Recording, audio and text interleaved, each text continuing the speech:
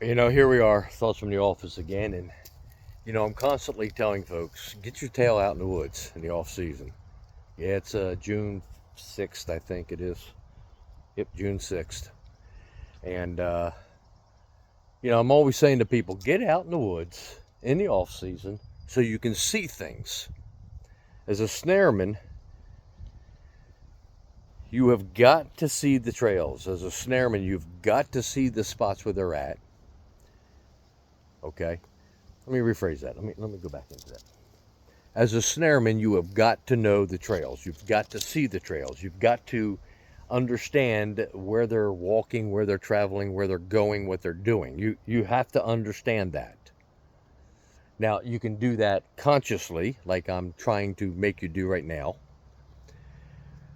But then as you do it consciously, all right, as you force yourself to look, as you force yourself to see things, as you force yourself to understand things, at some point you learn it to where you see it and understand it subconsciously.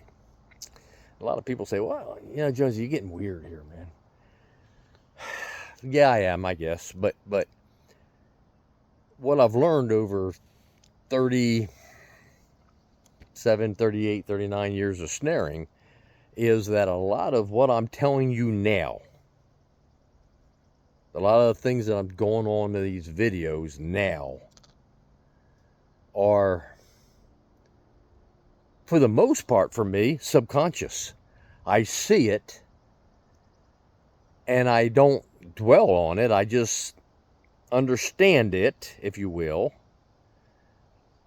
And then something in my brain says, well, you understand it, and you don't think about it, and you do it, but what about the new trapper? What about the new snareman? Do they understand it? Do they see it? Do they subconsciously do it? And the answer is no. So that's the reason why I'm doing these videos, is to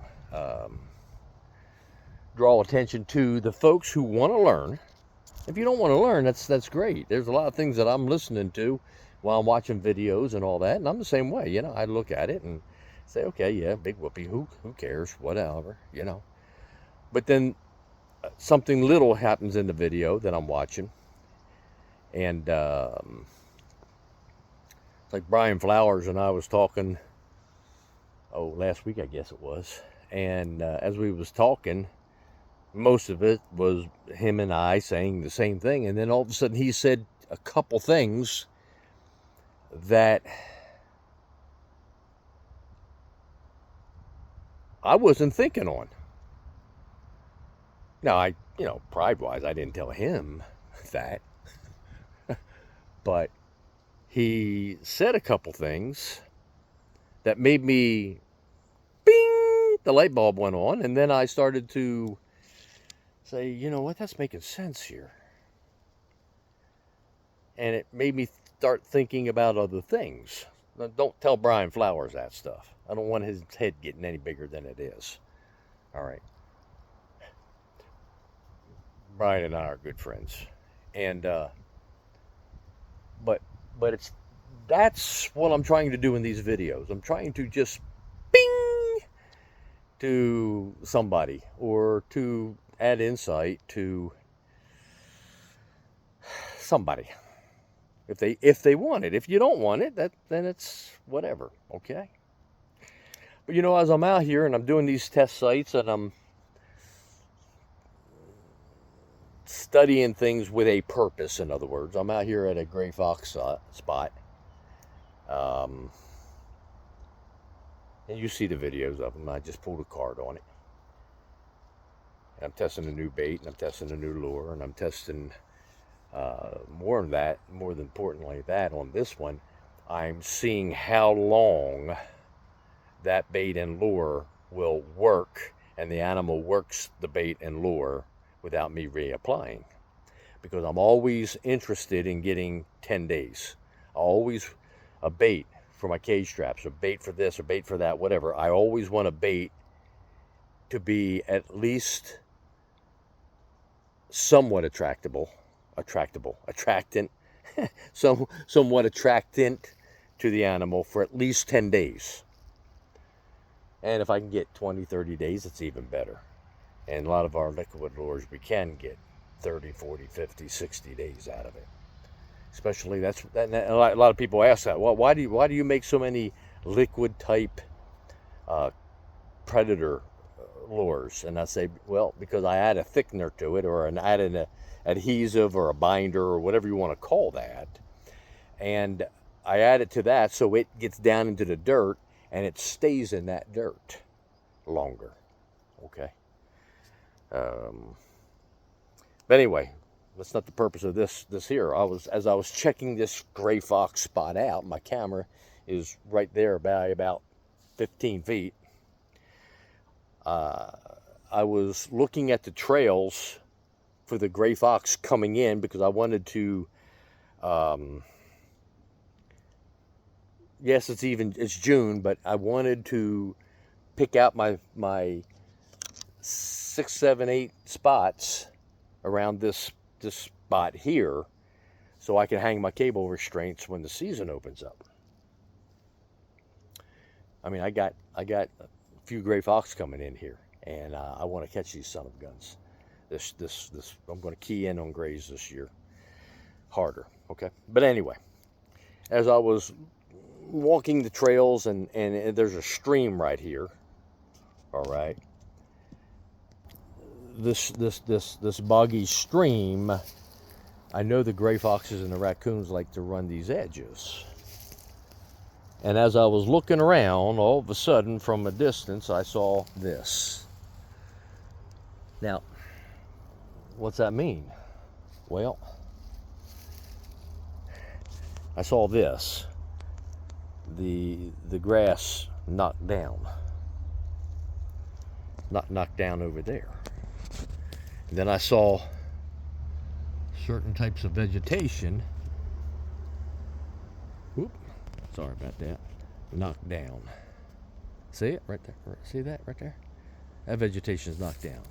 And then as you look back up the stream, you see vegetation up, but then what do you see right there? Knocked down. Same thing with over here. All that types of vegetation is knocked down. See it? See it right there? All right. And as you look back up over here, all right, same thing.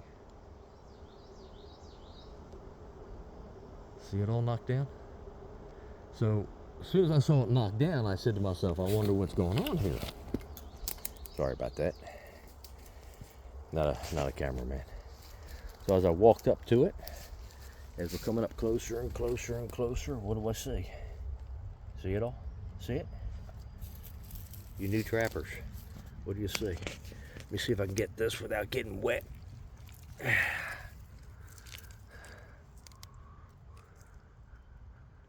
See that? See it all? It's chewed off. It's cuttings. Cuttings from what? Muskrat. All right. So you got all these little cuttings in here. There's quite a bit of cuttings, actually. Quite a bit of activity. So I'm probably going to set another camera up in here after the convention. See the cuttings right there? To get the muskrats on video, and you can see without me falling in, because I don't have my boots on, you can see right there, right straight through there, going right up into that more open water up there. And if you look, I'm sorry about that, if you look really hard, you can actually see where the muskrats are swimming right there. So somewhere in here there's a couple muskrat dens, and somewhere in here there's a couple muskrats. And I'm trying to keep from falling in, so that's all shaky. And they're feeding on this type of vegetation. Now I'm gonna I got a vegetation checker out there, and I'm gonna see what kind of grass that is. I don't know right offhand, but I see that they're really tearing it up. So, you know, everybody's used to here in New Jersey, everybody's used to meadow trapping, you know, lodges,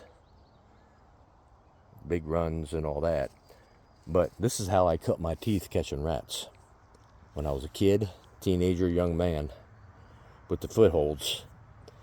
And then we lost the footholds. But I've got some really good spots right here that I could set up some quick kills. All right.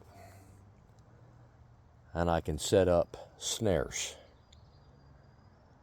Now the only problem with snares in a place like this is a live rat in a snare. It's probably not going to last long. It's going to be like a stupid rat in a #1 stop loss. They're alive. They didn't drown. And the stinking hawks and foxes and coons came and ate the suckers.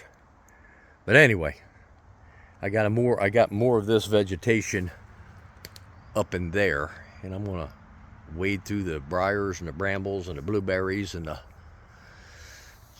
ticks and chiggers and see what we got going on here, because this is muskrat sign heavy. All right, there's a few rats in here, not you know, tons and tons, but I bet you there's a couple few. And this coming trapping season, when I come in for my graze, I'm gonna come in and catch a couple of these rats too. All right, well, taking enough of your time. Redneck's Pride Outdoors, thoughts from the office. I'll see you.